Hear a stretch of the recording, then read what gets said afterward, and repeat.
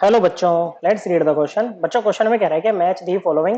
Column first में हमें कुछ रिएक्शंस दे रखे हैं, साथ में उनके चेंज इन पैरामीटर्स हमें दे रखे हैं। कॉलम सेकंड में वो पैरामीटर्स के चेंज इन पैरामीटर्स के साइन से हमें उनको मैच करना है बच्चों। तो पहली प्रोसेस में कह रहा है कि for the process H2O liquid in equilibrium with H2O solid, मतलब यहाँ पर क्या हो रहा है बच्चों, फेज ट्रांजिशन हो रही है। और जब फेज ट्रांजिशन हो रही है तो जिन फेजेस के बीच में फेज ट्रांजिशन चल रहा होता है ना बच्चों, वो दोनों फेज क्या होते हैं बच्चों, आपस में इक्विलिब्रियम में होते हैं बच्चों।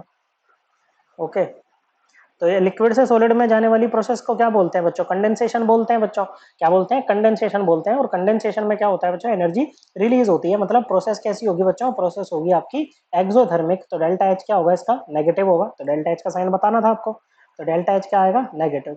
अब एंट्रोपी क्या होती है बच्चों, measure of randomness of a system होती है। तो गैसेस में पार्टिकल्स बहुत बहुत बहुत दूर होते हैं और रैंडम मोशन में होते हैं गैसेस में। ओके, तो इसलिए इनकी एंट्रोपी सबसे ज्यादा होती है। लिक्विड में थोड़ा पास पास आ जाते हैं बच्चों, और सॉलिड में बिल्कुल ही पास पास रहते हैं बच्चों। तो डिसऑर्डरनेस कम हो जाती है बच्चों, या रेंडमनेस कम हो जाती है। तो एंट्रोपी गैस की सबसे ज्यादा होती है, फिर लिक्विड, और सबसे कम होती है सॉलिड की। किसकी, सॉलिड की। तो आप ऐसे भी सोच सकते हो कि सॉलिड और इधर लिक्विड है बच्चों, तो एंट्रोपी क्या होगी बच्चों, कम होगी। तो डेल्टा एस क्या होगा, नेगेटिव होगा। नहीं तो आप जो ये भी ऐसे भी कर सकते हो, जो गिब्स फ्री एनर्जी चेंज होता है ना बच्चों इक्विलिब्रियम पे, वो जीरो होता है बच्चों।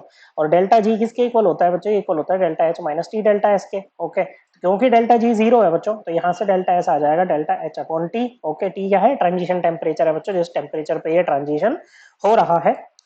ओके, क्योंकि डेल्टा एच नेगेटिव है तो डेल्टा एस भी क्या रहेगा बच्चों, यहाँ पर नेगेटिव ही रहेगा। दोनों नेगेटिव एस में दे रखे हैं, ये जो है वो एस के साथ मैच करेगा बच्चों। तो यहीं से समझ जाओ, आपका आंसर है ऑप्शन नंबर 3।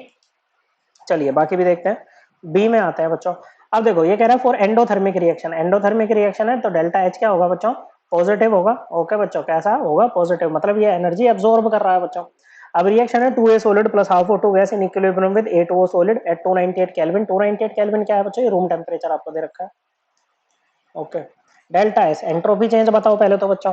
तो देखो यहाँ पर आप एंट्रोपी चेंज कैसे बताओगे भाई, इधर क्या है, गैसियस मोल्स हैं आपके पास, लेकिन यहाँ पर नहीं है, तो आप क्या कहोगे, एंट्रोपी डिक्रीज कर रही है बच्चों। या फिर आप देखो एंट्रोपी का साइन क्या रहेगा, वो ऐसे निकाल सकते हो कि इधर इधर ये प्रोडक्ट साइड पे गैसियस मोल्स कितने हैं, 0 है। रिएक्टेंट साइड पर कितने हैं, 0.5 है बच्चों, तो माइनस का 0.5 आ गया ना बच्चों। ओके, गैसियस मोल्स डिक्रीज कर रहे हैं आपके, इसका मतलब है कि एंट्रोपी भी आपकी डिक्रीज करेगी। तो डेल्टा एस तो हो गया नेगेटिव, तो डेल्टा एस का साइन आपको बताना था बच्चों, डेल्टा एस आ गया नेगेटिव।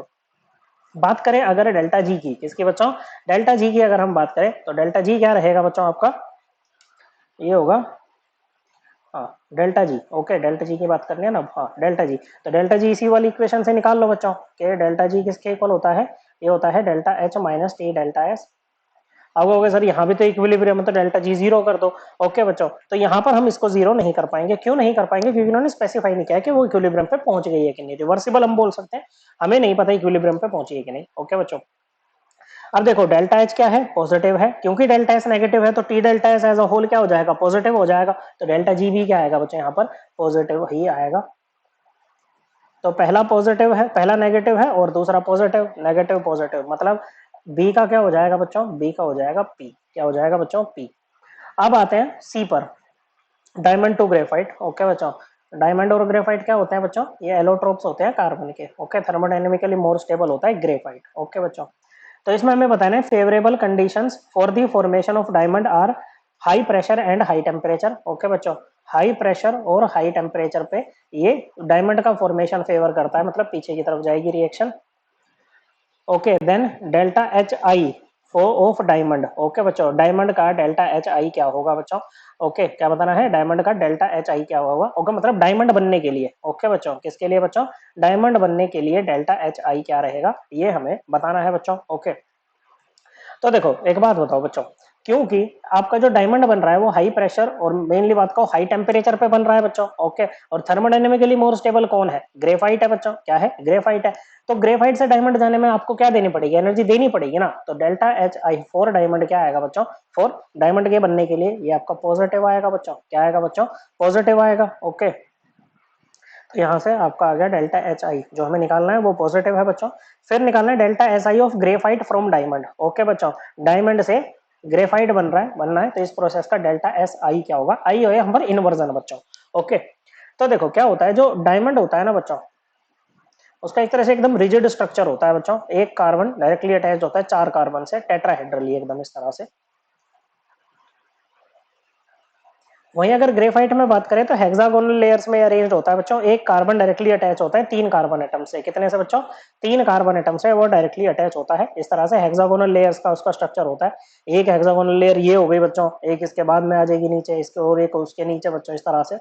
तो विद इन लेयर जो बॉन्डिंग होती है ना बच्चों, वो होती है कोवेलेंट। और इंट्रा लेयर बॉन्डिंग जो होती है ना बच्चों, जैसे हमारी ये these layers are held together, this is van der Waals forces of interaction बच्चों, जो कि वीक होते हैं, जिसके कारण ये लेयर्स एक दूसरे के ऊपर स्लाइड कर जाती हैं। तो इससे क्या आ गई बच्चों? थोड़ी रेंडमनेस आ गई बच्चों। तो अगर एब्सोल्यूट एंट्रोपी की बात करें तो ग्रेफाइट की ज्यादा होगी as compare to that of diamond. Okay बच्चों, किसकी? ग्रेफाइट की ज्यादा होगी डायमंड से। तो डेल्टा एस आई भी क्या होगा बच्चों? ये होगा बच्चों entropy of graphite minus entropy of diamond. तो ये कितना आएगा बच्चों? पॉजिटिव आएगा बच्चों। ये भी क्या आएगा बच्चों? पॉजिटिव आएगा। तो डेल्टा एस आई भी क्या रहा बच्चों? ये इसका पॉजिटिव ही रहा। ओके बच्चों, तो सी का क्या हो जाएगा बच्चों? सी का हो जाएगा आर।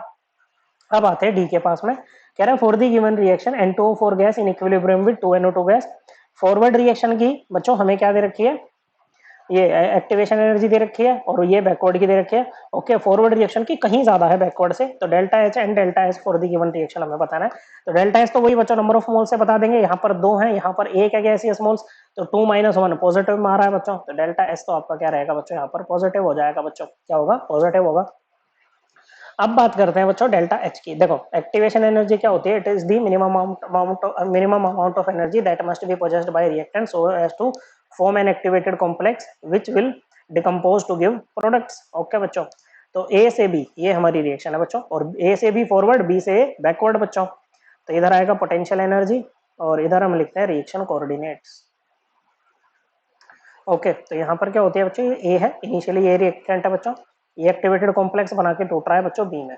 ओके, तो यहां से लेके यहां तक ये ए की एनर्जी से एक्टिवेटेड कॉम्प्लेक्स तक की एनर्जी को बोलेंगे बच्चों activation energy of forward reaction.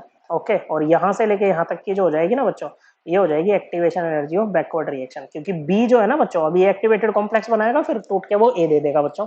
अब यहां से आपको क्या पता लग रहा है कि एनर्जी ऑफ ए जो है वो कम है एनर्जी ऑफ बी से। ओके, अब एंथैल्पी चेंज कैसे निकालते हैं? ओके, ये होता है बच्चों एंथैल्पी, या सिंपली को energy of product minus energy of reactant. अब प्रोडक्ट की एनर्जी ज्यादा है बच्चों रिएक्टेंट से, तो डेल्टा एच क्या आएगा आपका? पॉजिटिव आएगा बच्चों। कैसा आएगा? पॉजिटिव आएगा बच्चों। तो यहाँ पर डेल्टा एस भी पॉजिटिव, डेल्टा एच भी पॉजिटिव, तो दोनों ही पॉजिटिव किस में है बच्चों? आर में है। तो डी का भी हो जाएगा बच्चों आपका आर। ओके बच्चों, तो ए का एस, बी का पी, सी का आर, और डी का भी क्या है? आर है। Correct answer option 3। ओके बच्चों, ये जो कंसेप्ट है बच्चों एंट्रोपी का, गिब्स फ्री एनर्जी का, हम एनसीईआरटी से रेफर कर सकते हैं।